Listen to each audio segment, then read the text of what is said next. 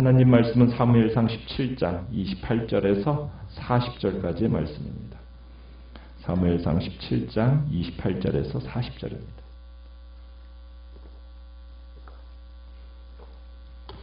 사무엘상 17장 28절입니다. 큰 형 엘리압이 다윗이 사람들에게 하는 말을 들은지라 그가 다윗에게 노를 바라여 이르되 내가 어찌하여 이리로 내려왔느냐 들에 있는 양들을 누구에게 맡겼느냐 나는 내 교만과 내 마음의 완악함을 아노니 내가 전쟁을 구경하러 왔도다.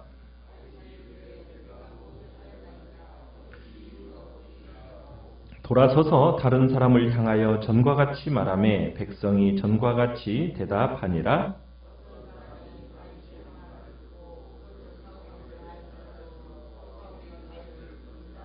다윗이 사울에게 말하되 그로 말미암아 사람이 낙담하지 말 것이라 주의 종이 가서 저 블레셋 사람과 싸우리이다 하니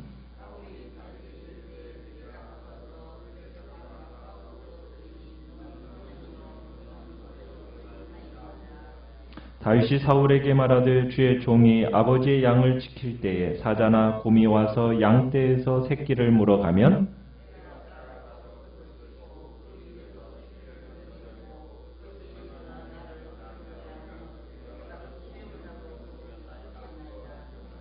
주의 종이 사자와 곰도 쳤은즉 살아계시는 하나님의 군대를 모욕한 이 할례 받지 않은 블레셋 사람이리이까 그가 그 짐승의 하나와 같이 되리이다.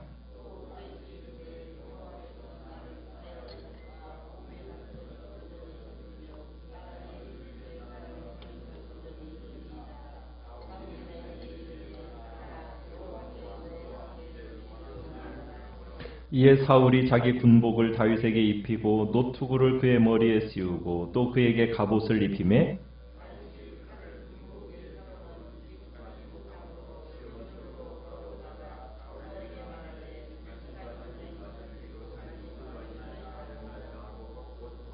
같이 읽습니다. 손에 막대기를 가지고 시내에서 매끄러운 돌 5을 골라서 자기 목자의 제구 곧 주머니에 넣고 손에 물매를 가지고 블레셋 사람에게로 나아가니라. 아멘. 오늘 말씀의 제목은 준비된 믿음의 사람이라는 제목으로 말씀을 나눕니다. 다윗이 아버지의 심부름으로 형들의 안부를 보기 위해서 전쟁터에 갔습니다. 전쟁터에 간 다윗이 여기저기 다니면서 사울이 내건 포상의 내용을 확인하고 있었어요. 그런 중에 형 엘리압에게 오늘 보면 걸려서 야단 맞는 장면을 보게 됩니다. 형 엘리압은 다윗을 향해서 28절에 이렇게 얘기하죠. 내가 어찌하여 이리로 내려왔느냐? 들에 있는 양들을 누구에게 맡겼느냐? 나는 내 교만과 내 마음의 완악함을 아노니 내가 전쟁을 구경하러 왔노라. 구경하러 왔다. 그러니까 엘리압은 지금 자신들은 생명 내놓고 전쟁을 하고 있는데 다윗은 지금 뭐 하러 왔다는 거예요? 전쟁을 구경하러 왔다고 하면서 비난을 하고 있습니다. 그러면서 엘리압은 다윗을 가리켜서 네가 교만하다, 마음이 완악하다 하면서 지금 노를 바라고 있어요. 그러나 사실 지금 엘리압이 다윗에게 화를 내는 것은 이스라엘 군대가 지금 골리앗 앞에서 무기력한 게 있는 데다가 이 무기력한 데 대한 어떤 불만, 그러면서 동생의 눈에 자기도 별 볼 일 없는 자로 보이는 이 자신에 대한 분노가 아마 그 마음에 있었던 것 같아요. 그러나 다윗은 이 큰 형의 책망에 위축되지 않고 오히려 29절에 맞서서 얘기하죠. 내가 무엇을 했습니까? 어찌 이유가 없겠습니까? 딱 이렇게 얘기하고서는 다윗은 이 형의 시비를 그냥 한마디로 딱 잘라버려요. 그러니까 시비를 걸면 상대를 하지 않는 거죠. 그리고는 그 형의 책망에 아랑곳하지 않고 다윗은 딱 돌아서서 자기가 전에 말했던 사람하고 똑같이 말을 하고 그와 말한 그 사람은 전과 같이 대답을 합니다. 아마 이 이야기 속에서 30절의 이 이야기 속에서 다윗은 자신이 골리앗과 맞설 의향이 있다는 말을 그들에게 전했을 거예요. 그 이야기를 들은 어떤 사람이 31절에 다윗이 한 말을 듣고 사울에게 그 이야기를 전합니다. 그러자 사울이 다윗을 부르죠.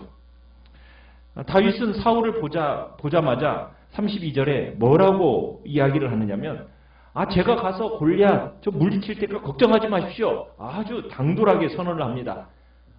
거침없는 언변이에요. 골리앗을 보고 지금 어쩔 줄 몰라 하고 위축되어가지고 어쩔 줄 몰라 하는 사울에 비하면 다윗의 이 기세라는 것은 정말 놀라운 거죠. 그런데 사울이 다윗의 이 제안을 어떻게 얘기합니까? 거부합니다. 33절에 사울이 다윗에게 뭐라고 얘기합니까? 그만두라는 얘기죠.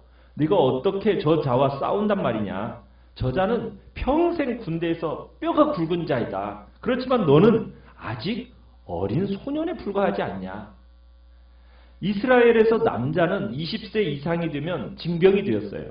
그렇다면 사울의 이와 같은 발언은 다윗이 아직 몇 살도 안 됐다는 얘기입니까? 20살도 아직 안 된 소년이었다라는 것을 지금 암시하고 있는 겁니다. 자, 그러면 다윗은 무슨 자신감이 있어서 이렇게 얘기하는 걸까? 그가 얘기하는 내용은 첫 번째로 뭐냐면, 다윗은 하나님을 의지하면서 사자와 곰과 싸워서 이겨본 적이 있다는 거예요. 훈련된 삶을 살았다. 지금 이렇게 얘기하고 있습니다. 그러니까 자신이 아버지 이새의 양을 지킬 때 사자나 곰이 오면은, 그래가지고 곰이 와서 양떼에서 양을 새끼를 물어가잖아요. 그러면은 자기가 따라갔다는 거예요. 그리고 그 사자와 곰을 치고 그 입에서 새끼를 건져냈고, 그것이 일어나서 자신을 해하고자 하면 그 수염을 잡고 그걸 쳐주겠다. 이렇게 증언을 하고 있습니다. 참 어린 소년이 한 일이라고는 믿어지지 않는, 정말 믿기지 않는 일화가 아닐 수가 없어요. 사자와 곰.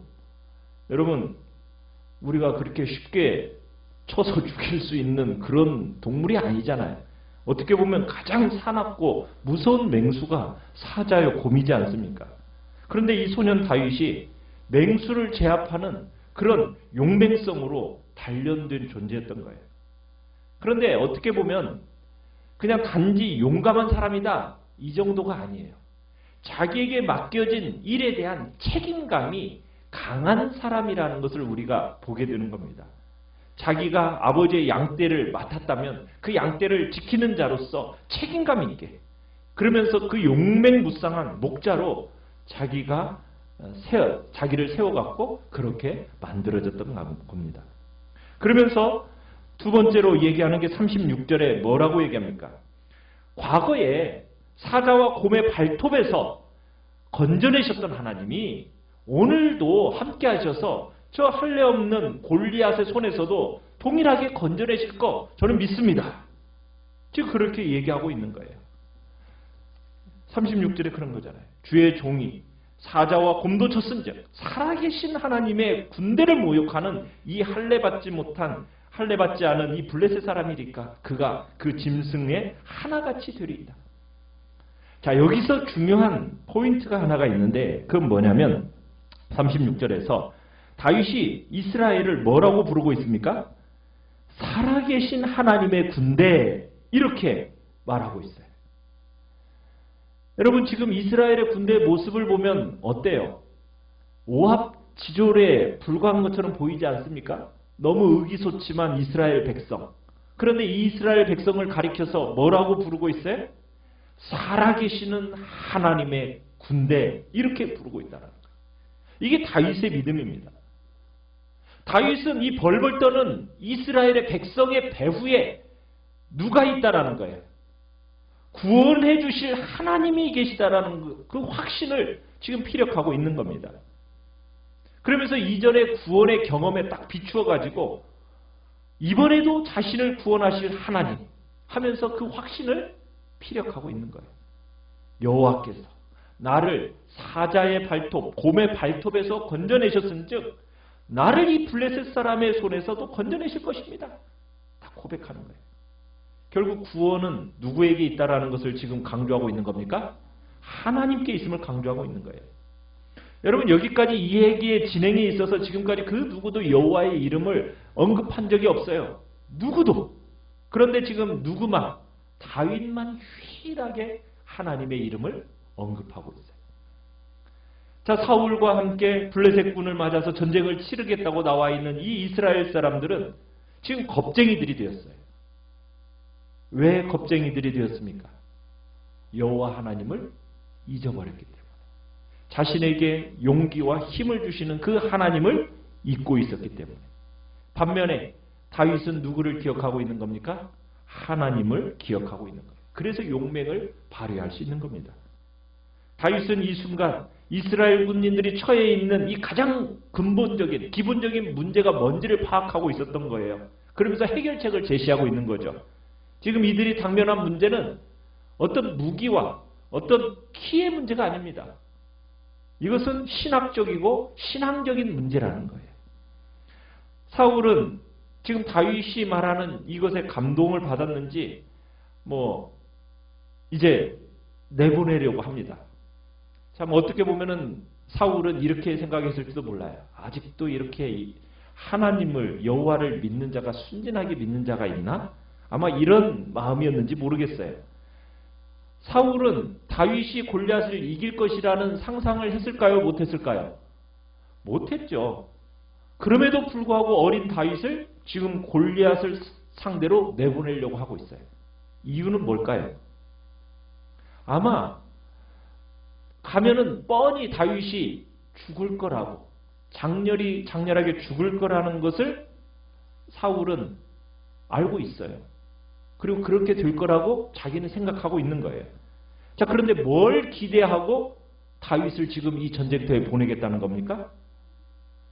이 어린 소년이 골리앗을 통해서 죽게 되면 아마 이 이스라엘 군사들의 사기를 올리는 기폭제로 사용되어질 거라는 생각이 아마 사울에게 있었던 것 같아요.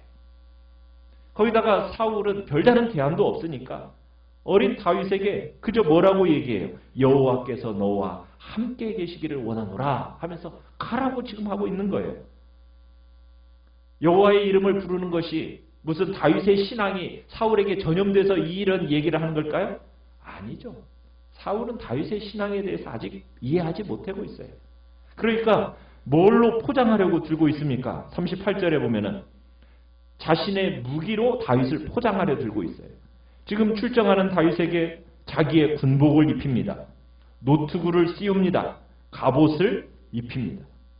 그런데 지금 제대로 아직 자라지 못한 어린 다윗에다가 지금 머리보다도 다른 사람의 머리보다 하나가 더 큰 사울의 그 갑옷과 군복을 입혀주니 그게 맞겠어요? 안 맞겠어요? 맞지 않죠. 맞지 않죠. 거기다가 이제 다윗이 39절에 보면 칼을 군복에 딱 차고서는 시험적으로 걸어봤어요. 그랬더니 이게 어때요? 걸리적거리고 불편하죠. 그래서 사울에게 뭐라고 얘기합니까? 이거 입고 가지 못하겠습니다. 말하고서는 그 모든 무거운 무장을 벗어버리고 자신이 가져온 장비를 집어들죠. 결국 다윗은 가장 간편하고 자기가 가장 자신이 있는 차림인 목동의 모습으로 싸우러 나갑니다. 다윗은 사람들이 골리앗을 이기기 위해서 꼭 필요하다고 생각하는 갑옷, 칼 거부했어요. 비록 사람들의 눈에는 하찮게 보여지는 자신에게 가장 익숙한 물매로 지금 승부를 건 겁니다. 돌 5개가 들어있는 주머니를 둘러매고 나가요. 여러분, 그런데 이 당시에 팔매질용 이 돌이 크기가 어느 정도냐면 테니스공 크기만 하다고 합니다. 그러면 테니스공 크기만한 이 돌로 맞으면은 사람을 죽일 만한 충분한 크기라는 거예요. 그리고 이 돌팔매라는 것은 주전 2000년 전부터 애굽을 비롯한 고대 근동 지역에서 전쟁 무기로 사용되었던 것이 이 돌팔매입니다. 우리가 사사시대를 봤지만 사사시대 베냐민 지파 중에 왼손으로 돌팔매질하는 사람이 700명 정도가 있었다고 했죠. 그리고 유명한 사람이라고 했어요. 이 사람들은 먼 발치에서도 돌을 던져서 머리카락을 맞출 수 있을 정도의 그런 유명한 사람이었다는 정말 얘기가 있어요. 그 정도로 이 돌팔매질은 어린아이들의 놀이가 아니라는 겁니다. 사람을 죽일 수 있는 전쟁 무기라는 거죠. 그러니까 지금 다윗은 그 돌팔매를 들고 지금 나가고 있는 거예요.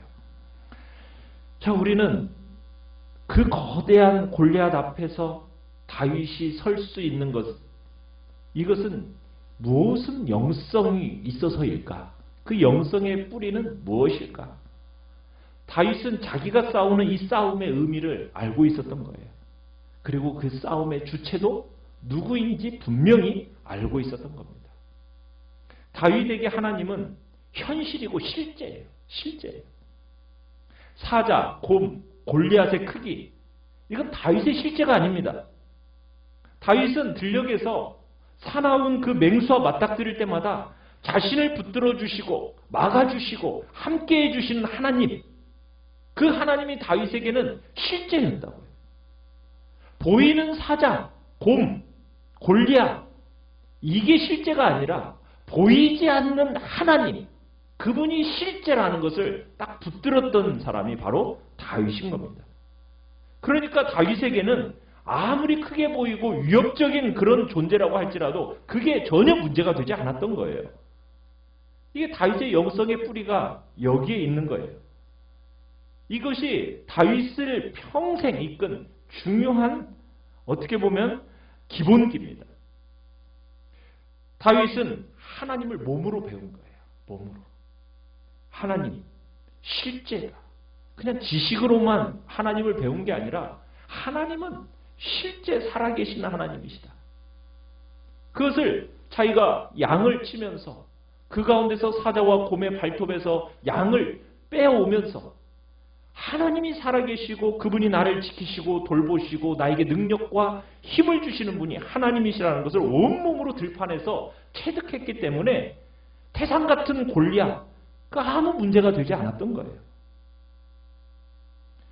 계속 보이는 것에 벌벌 떨면서 보이는 것으로 무장시키려고 하는 이 사울과 다윗의 중요한 시각의 차이가 여기에 있었던 겁니다. 다윗은 허허 벌판에서 정말 맹수와 맞닥뜨리면서 보이지 않는 하나님을 실제, 그 하나님의 실제를 체득했던 거예요.